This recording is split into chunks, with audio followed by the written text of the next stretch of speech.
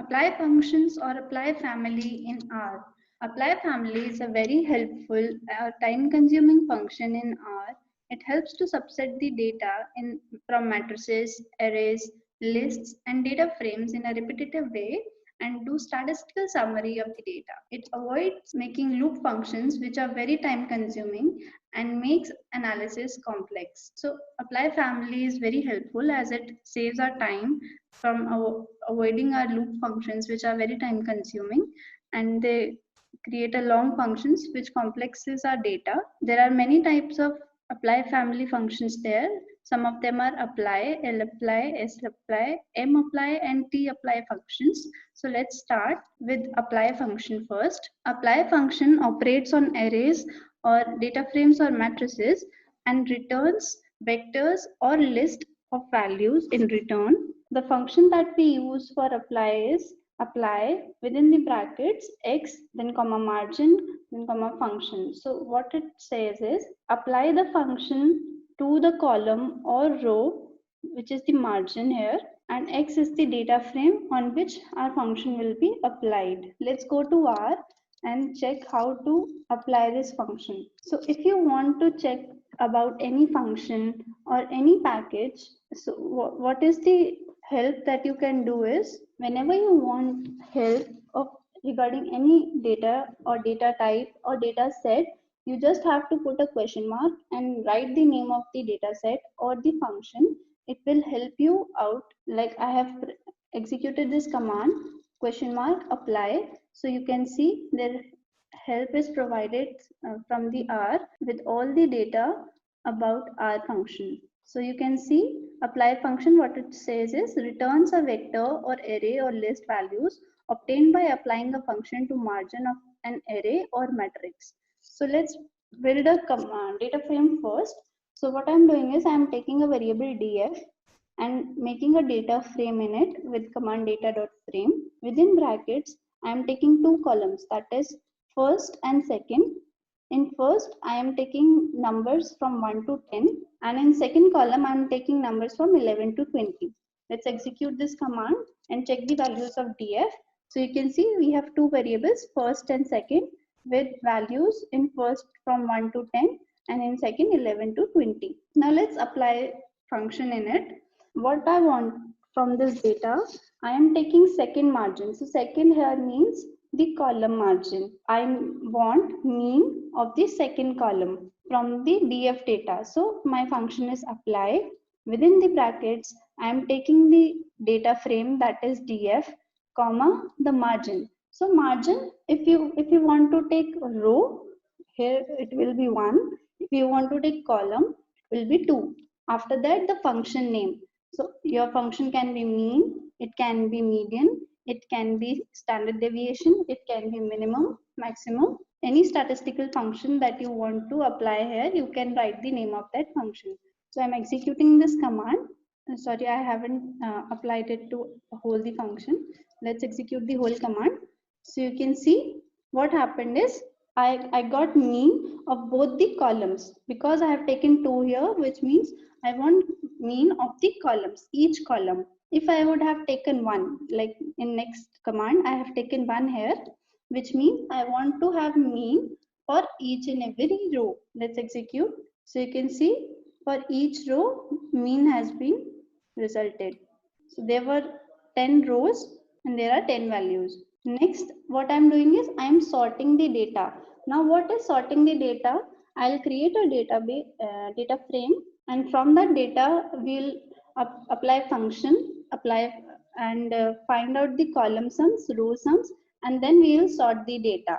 So first, let's combine two columns. So I am using cbind, that is combining columns. Within the bracket, I am taking first column as x1 with value. So we have taken the formula cbind, within which we have taken x1 equal to 3, which means the values in this column will be equal to 3. Next is x2 column, in which I am taking two things, 4 to 1 and 2 to 5.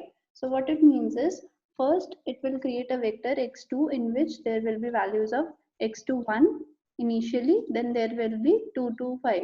Let's execute this command. These two vectors will be combined with the help of the formula cbind. Let's check the value of x.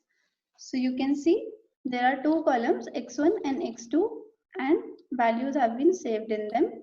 How do I know that what my values have been saved? So 4 to 1 you can see in column 2, 4, 3, 2, 1. Then there is 2 to 5, then there is 2, 3, 4, 5. So this is how my x variable has been formed. Next, I am giving the dimension names. So now what I am doing is, I have already given the column names as x1 and x2. Now I am giving names to the rows. Here you can see it is 1, 2, 3, 4, 5, 6.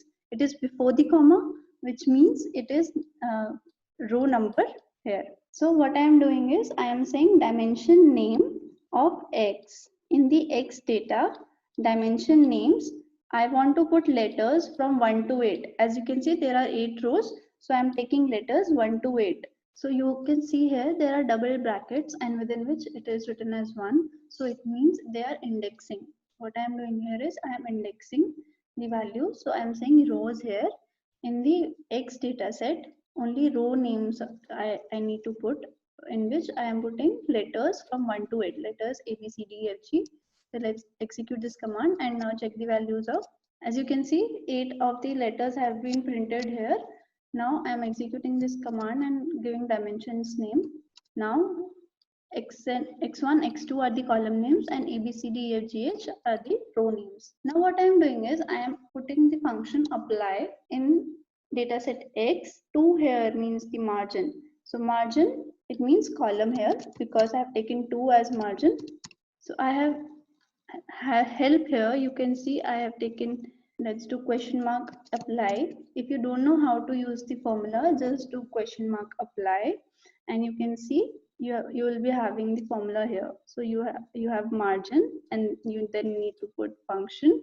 So I am giving margin as 2, that is columns, then function, that is fun, equal to mean. So I want mean of each column in dataset X.